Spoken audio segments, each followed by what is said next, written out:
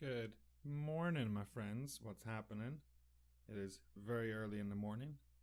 I am in my apartment drinking some beautiful coffee, and I am in my dressing gown, or my robe, as some people call it. I really don't care.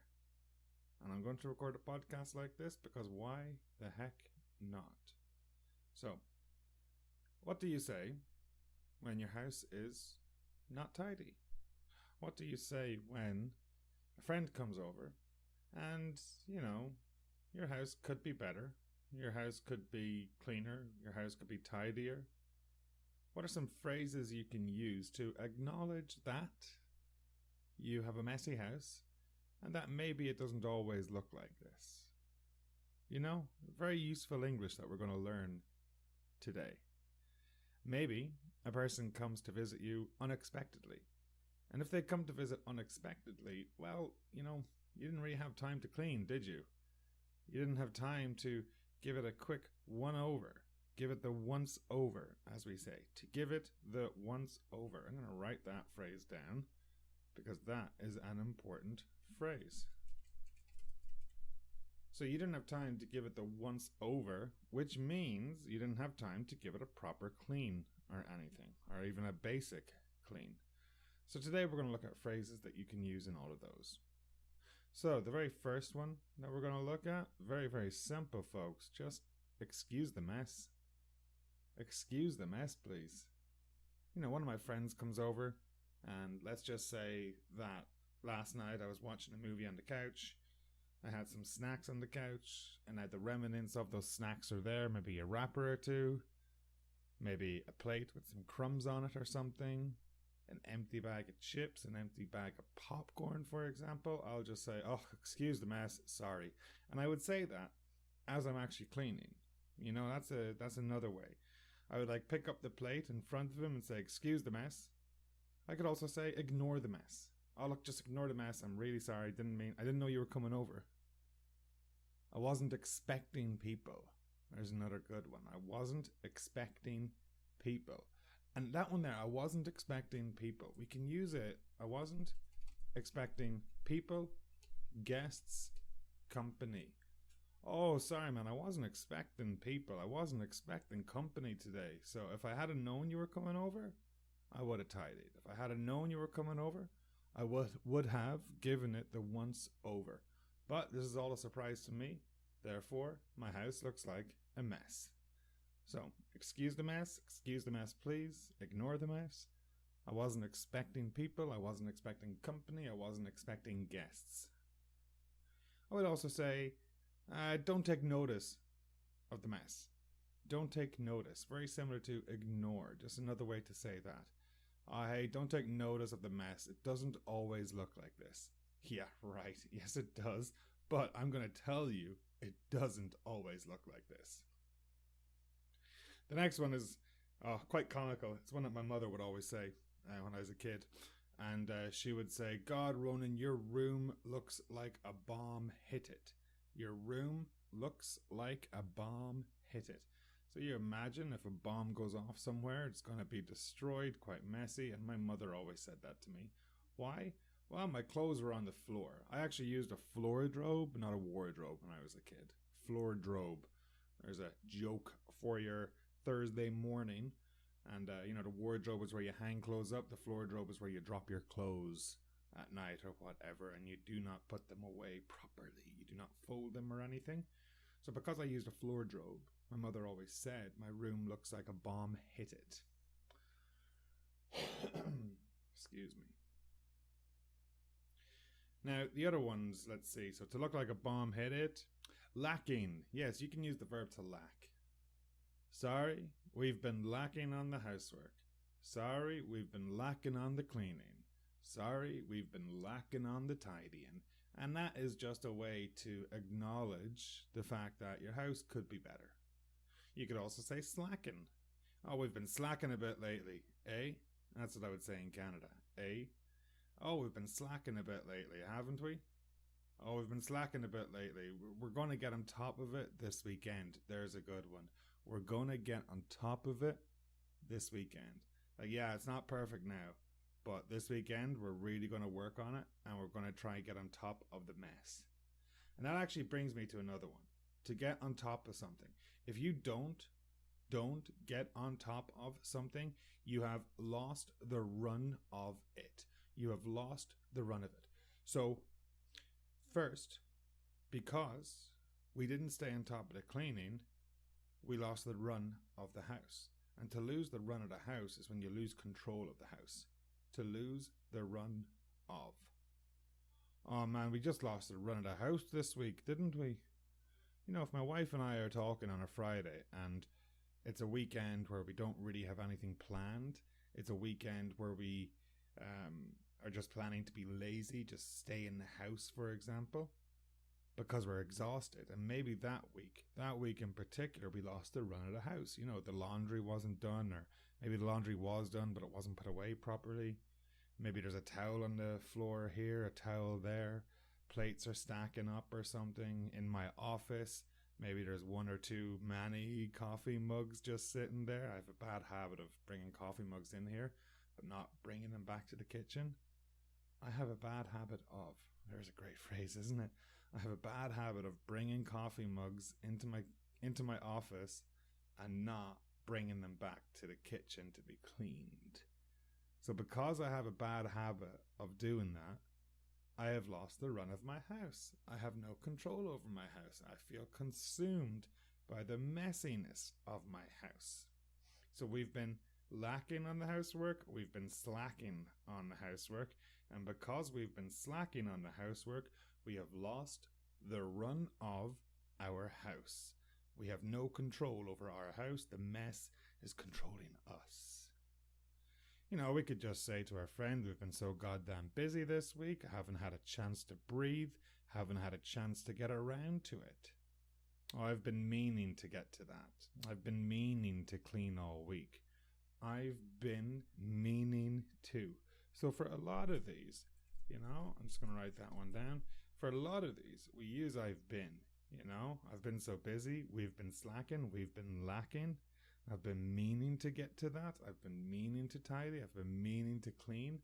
And that just means, you know, you had the intention, but you just didn't get to it just yet. You didn't get to it just yet. Now, we have, I haven't kept up with the chores to keep up with. That's a big one. You know, if you live in a house with someone, or say even a group of people, like I was in college with a group of people and you had to keep up with the cleaning because as soon as you don't, you lose the run of the house. Back to that one. And what do I mean by keep up with? That means do the dishes now, don't wait till tomorrow. Dry the dishes now, don't just leave them to air dryer or something like that. You know? It's very important that you chip away at everything and that you don't let it take too much time. So, I haven't kept up with the chores, and because of that, there is a bunch of plates in the sink. There's coffee mugs all over the house. There's clothes on the floor. And I really need to vacuum the floor. Like, I don't know about you guys, but personally, I like to wash the floors once a week, maybe once every 2 weeks, depending on how dirty they get. But definitely at least once every 2 weeks. And I love a spotless house. You know, it's kind of ironic because when I was a kid, I was an absolute mess. Like, not joking, my room was a kip. There's a good one. My room was a kip, K-I-P. And so my room was a kip when I was a kid. And now that I'm older and wiser, I guess, I just really enjoy having a clean house. And there's nothing better than having, like, washed floors. Yeah, I really love washed floors. I don't know how I got talking about washed floors, but I just kind of went off in my own little world there thinking about it. But I try to keep up with the chores, because if you don't, then you're going to have to do a huge clean. If you chip away at the chores every day, do a little bit, it's easy. Otherwise, you're going to have to do them all on Friday. For example, when I was a kid, we had a rule in our house: no PlayStation until all the cleaning was done. So, like, I loved the PlayStation. I played it way too much probably as a kid, like PlayStation 1, 2, shit like that. And the rule in our house was we weren't allowed to play it Monday to Thursday, which is fine because it was school nights, we had homework and yada, yada, yada. Even though I hated that rule at the time, I can see the benefits of that rule now in my older age and wisdom. However, on Friday, I was kind of excited to play it, especially in Ireland in winter. It's dark, it's rainy, and yada yada yada. But we weren't allowed to play it until the cleaning was done, and that meant that between me and my siblings, we had to clean the house, we had to wash the floors, mop the floors, we had to vacuum, we had to tidy, we had to do everything like that, including our rooms, including the bathroom, including the kitchen, living room, the whole shebang. And I must say, there was nothing better than having washed floors. I did it last Saturday and it was so peaceful because I had the windows open and the cool air was blowing in the window. And I washed my floors with really hot water and soap, obviously, like floor wash. This is something that surprised me. Some of my students were surprised that I used boiling water to wash my floors. Well, I don't know. For me, that's normal. I'd be interested to hear from you. If you do wash your floors, please drop me a message and let me know. Do you use boiling water to wash your floors or not? I'd always boil the kettle, have the floor wash in, and off I go. My students told me, no, cold water. And I was like, what the feck? Why would you use cold water to wash something? You need hot water. Anyways, another tangent. Excuse me. So last Saturday, anyways, I spent like the better part of the morning tidying, cleaning, washing the floors and all that. And I must say, I really enjoyed sitting down, having a hot coffee after the floors had been dried and the windows in the house were all open. So in my apartment, I can open the windows in the office, I can open the windows in the kitchen, I can open the doors, and it creates a draft and the air just flows right through the house. Absolutely so relaxing. You get that cool air coming in and you got the spotless floors and you're drinking a hot coffee. I was kind of in heaven, I'm not gonna lie. I really, really enjoyed that situation. So I don't know how I got talking about that. Alright, back to what we're looking at. I've been meaning to. I haven't kept up with the chores. I've lost the run of myself. Your room is a pigsty. A pigsty. Pigsty is where a pig lives. And I know a pigsty is actually like muddy, mucky, all that jazz. And I know my room is not literally muddy or mucky or anything like that. But we still say your room looks like a pigsty. And just a very messy room. We're cleaning tomorrow. There's a great one. There's an absolutely wonderful one. My friend comes over. Oh yeah, we're cleaning tomorrow. If you come here tomorrow, the house will be nice. But you're here a day early. That's not my fault. That's on you. This example is my favorite.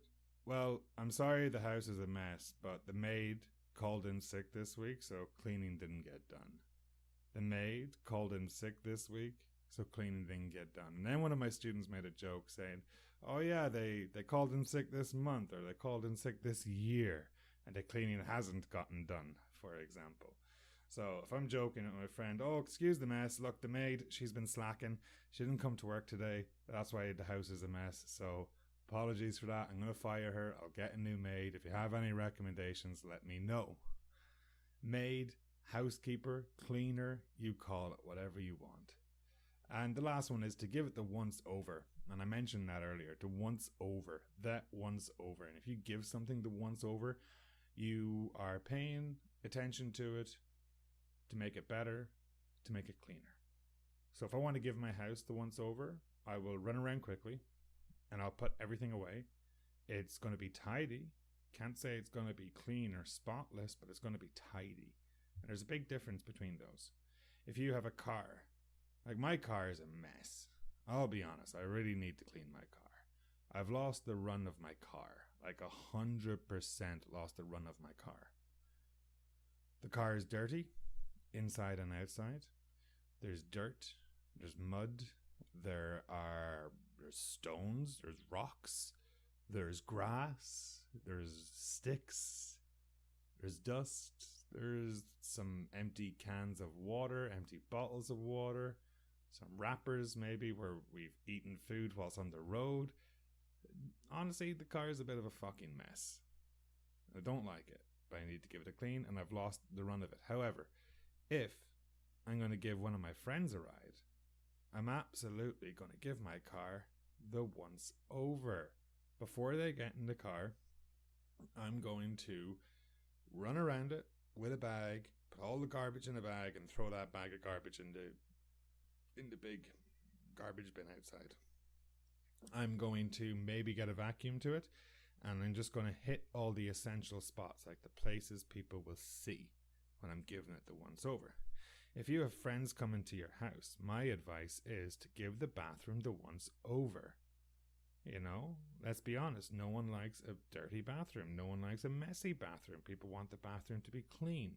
And so if you have people coming over and you haven't cleaned your house properly, please, please, please give the bathroom the once over. It's the last thing people want to see is a messy bathroom or a dirty bathroom. So, overall, folks, this podcast has just been talking about the different ways that we can talk about our messy houses. The different things that we can say when we have a messy house. Excuse the mess. Ignore the mess. Oh man, I wasn't expecting company today. Excuse the mess. You know, try to combine a couple of these phrases together. Don't take notice of the mess. It doesn't always look like this. Sometimes it's even worse, but I'm just letting you know, it doesn't always look like this. Your house could look like a bomb hit it, you know. Oh, sorry, my house looks like a bomb hit it. My God. We've been lacking, we've been slacking, we've been so goddamn busy this week. I've been meaning to do the cleaning, I've been meaning to do laundry all week, I've been meaning to, for me, my name is Ronan, and I've been meaning to bring the dishes from my office to the kitchen. But instead, I keep bringing more dishes in here, and they keep piling up. And at some point, I go to the kitchen, I open the press, looking for dishes, and there's nothing there. Quite frustrating. I have nobody to blame but myself, and I am fully aware of that. I haven't kept up with the chores, and because I haven't kept up with them, I have lost the run of them, which means I have no control over it, which means it's just become this huge job when it shouldn't have been a huge job. If you stay on top of it, if you chip away at it, if you do a little bit of the cleaning, the tidying day by day by day, you won't lose the run of your house. You won't lose the run of your car, and it will not require a huge clean. A spring clean, as we call it. That's like a noun, a spring clean. Oh, this weekend we'll do a spring clean. And that goes back to when people would have done like a massive clean at the start of spring, I guess. I think that was it. I like to do spring cleans all year round. I like to have a clean house, I'll be honest. So I also find, for me personally, I work better in a clean and tidy environment because, so this is like something that I've spoken to my students about a lot. It's actually one of the topics that we have in our English class. Messiness and tidiness. It's super interesting because we have a couple of listenings that we do, and one of them says that, you know, people can be more creative in a messy environment. Agatha Christie, Einstein, yada, yada, yada. And, you know, they give all these great examples. And for me, it's like, well, sure, they're messy and they're geniuses, but I'm messy and I'm not a genius. So I just think it's them. But forget where I was going with this point. It's very interesting because we talk about how we feel in a tidy room, a messy room, or something like that. And if I need to study, if I need to, say, record a podcast, I need to do a transcription, I need to correct a student's essay or something, I need a clean house, I need a clean room, I need a tidy environment. And the reason why is I will literally do anything but the work I'm meant to do. Like, I'm very bad at getting distracted. So if I'm going to do a podcast, and I look around my room and I see, oh, that's messy. Oh, that's dusty. I don't like that. I could spend God knows how much time making sure it's not like dusty or messy and then never get the podcast done. It was the same during my master's. When I had an essay to do, I had to make sure that the place was spotless, it was clean, that there was no dust knocking around the place or something, because if there was, I guarantee you, I absolutely guarantee you, I would have focused on cleaning that rather than studying, doing my essay, doing student corrections, for example, or anything along those lines. So, what are you like? Is your house a mess? Is your house A pigsty? Does it look like a bomb hit it? Are you expecting guests? Like, if a person walked into your house right now, would you be embarrassed? That's the question. If your crush walked in, like someone you fancy, imagine you're going on a date and you're near enough to your house and the person you're on a date with says, "Oh, I just really need to use the washroom. Can I run up and use yours?" How would you feel? Would you get anxious? Would you be like, "Oh, yeah, just let me go first"? Would you have to go first in that situation? You know, that's a good way to evaluate how clean or messy your house is. If someone surprised you right now in your house, is it okay? That's the big question. I also feel, though, and this goes back to what we learn in my courses that I do at my job, where we talk about messiness and tidiness. One argument for a messy house, one argument for being messy, is that it actually shows the person who you are. You know, it actually shows the person your personality. It shows the visitor who you really, really, really are. And some people say that if a place is too clean and too spotless, it's impersonal and it's cold. But I'll be honest, I've gone to friends' houses and they've been spotless and it's been nice, but I've been afraid to do anything. I've been afraid to put a mug on the table. I've been afraid, like, "Oh, can I leave my jacket on the chair? No one else has done it yet. Am I allowed to do that? Better take my shoes off because this place is spotless." And, you know, you're really conscientious of it and you don't want to make a mess or anything like that. So in that case there's an argument to be said for, great phrase, an argument to be said for having your house a little messy, because it's more real and more truthful. I think that's a great place to leave this podcast. What do you think? All right, folks. Well, as you know, my name is Ronan. This is the Little Seal English podcast. Do me a favor. I would absolutely love it if you could check out my website. I actually have a few things going on right now. And if you're watching this video on YouTube, you can have a look at the screen right now because I'm sharing a screencast on my website. And on my website, I currently have a giveaway for a bunch of podcast workbooks. So if you go to littlesealenglish.com and you scroll down, you can enter the giveaway. And once you enter the giveaway, there's all you need to do is write your name, email address, and you are in with a chance to win a bunch of podcast workbooks. So please, please, please check that out. Check out the website. If you have a request, any questions, just put them into the website and I will absolutely turn your request into a podcast. Ladies and gentlemen, my name is Ronan. This is the Little Seal English podcast. It is 6:22 a.m. I guess I should get ready for my day job. Thanks for listening. Have a good one.